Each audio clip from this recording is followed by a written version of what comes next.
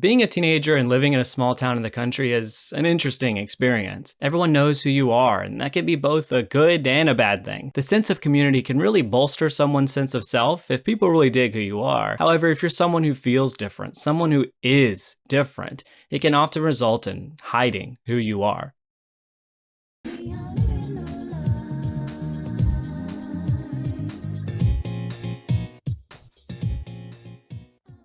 I remember in 2008 watching the trailer for Persona 4 on Atlus's YouTube channel and being shocked. It looked really different from Persona 3. I had played Persona 3 probably too much, so when the announcement of Persona 4 happened, I was excited to meet a whole new cast of eclectic characters. When the title actually released and I binged like 14 hours of it in one night, I finally got to meet a certain character for the first time. Kanji. What a complex character who, in the beginning, seemed like a real asshole. Are you saying that I'm strange? Boisterous and violent, Kanji represented the punk with a chip on his shoulder perfectly. And normally, at least for most JRPGs, that's where the story would end. He'd learn to become a better person, and we'd all be happy about the fact that he was a little bit less of an asshole. But Persona went a step further. When it came time for his dungeon, the sauna, the party, and by extension, the player would be confused. Why would he have this as his dungeon? What does it even mean? By this time in the game, we've come to realize that a dungeon manifests as a representation of the aspect of someone that they refuse to accept. Their shadow, manifested in this arena, is the physical embodiment of their inner desires. So when Kanji's shadow ends up being a flamboyant mini-towel wearing big gay, it comes as a shock. Wait, Kanji is a homosexual? And the answer to that is, well, maybe. The game shows scenes of Kanji toying with the idea. Did he say he was interested? He's a guy, and I'm a guy, but he's interested in me? But we come to learn through this social link that it's actually a lot more complicated than that. Kanji was a kid who liked typically feminine activities. He grew up in a textile shop, so he gravitated more towards activities such as sewing and arts and crafts. This caused him to be teased and bullied by those around him, particularly women, because he was being weird by not liking typically boyish activities. Because of this, Kanji began to reject this side of himself. He began to hate it, and as a result, he overcompensated, leading to his punk persona. This is a really nuanced look at how gender roles play a role in society, and this is especially true with Japan because of their adherence to traditional norms. The fact that Kanji is also questioning his sexuality at this time also adds another dimension to his character. Is he gay? Does the fact that he likes typically feminine activities make him gay? Well, the obvious answer is no. And really, the game dodged that issue rather intelligently. It could have gone down the traditional narrative route of, well, obviously this guy's gay. He likes girly stuff. But instead, this game flips this trope on its head. Kanji's inclination towards his hobbies is based on his upbringing and his family, not on his supposed sexuality. The view that others place on his hobbies is where the issue comes into play for him. The struggles that Kanji faces here are partly internal, but they display how society views things at face value, and that's what ultimately gives Kanji his troubles. Kanji may be gay, and he may not be, but the writers make it clear that whether or not he is separate to the likes that Kanji has for arts and crafts, and also separate to the issues that Kanji faces. At first glance, his arc may seem like a coming out of sorts, and while yes, he does learn to accept the parts of himself that society doesn't like, this doesn't necessarily have to do with his sexuality. Kanji himself learns to have no qualms with the fact that he may be gay, and that is a really, really mature take. Now I can say it straight out. That other me is me.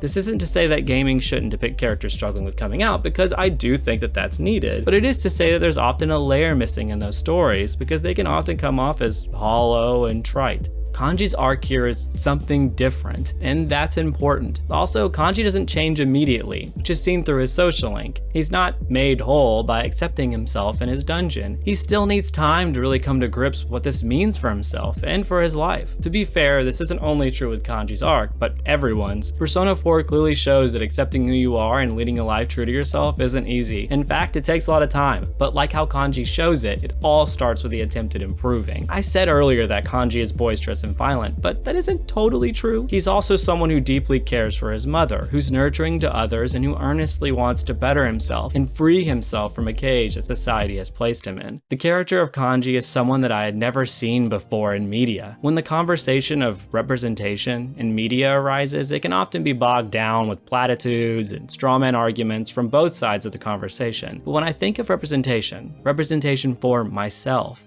I think of Kanji. Kanji was the first character I'd seen in media media that I felt understood by. Kanji says himself that he feels cramped, and when I initially played the game in my early teenage years, I felt that way too. When I played Persona 4, I was still in the closet about my sexuality, about being gay. Much like Kanji, it was because I was afraid of how others would view me, that I'd be seen as girly or less of a man if I came out. While I've learned that that isn't true, that those things aren't linked, and that even if I had those qualities, they aren't bad, I made these realizations partly because of Persona, because of the representation shown by Kanji, and the intricate and complex story told through him. Kanji isn't perfect, he's a different take on a conventional idea, but I'm thankful that Persona helped me to make those first steps towards being my true self. And while there's always more growth that can be achieved, I believe that, even if just slightly, I'm a better version of myself today because of Persona.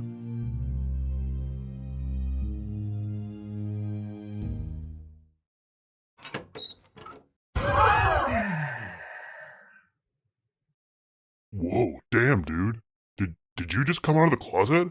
Oh no, I came out in high school. Oh, well then why all the imagery? That YouTube money.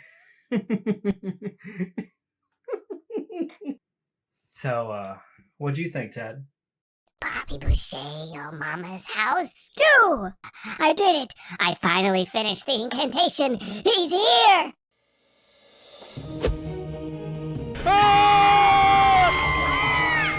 What the f is that? I would say I told you so, but, you know. Think.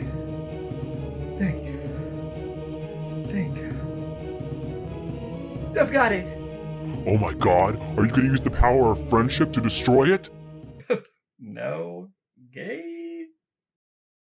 Hey editors, your audio is trash, your sound effects are weak, and your zooms are bad. We gotta go.